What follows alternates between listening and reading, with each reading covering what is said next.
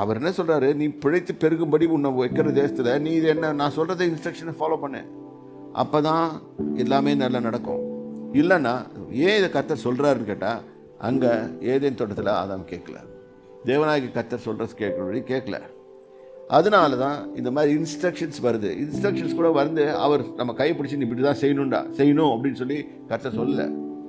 செய்யலைன்னா பாரு அப்படின்னு சொன்னால் நம்ம ரோபோ, நீ இப்படி தான் செய்யணும் அப்படின்னு டியூன் பண்ணப்பட்டிருந்தோம்னா ஒரு ரோபோ. இப்போ பாருங்க, இவன் காருங்க கூட தன்னாலேயே பிளான் பண்ணி ப்ரோக்ராம் பண்ணிட்டு ஓடுற மாதிரி ஆட்டோமேட்டிக் கார்ஸ் எல்லாம் வந்துருச்சு.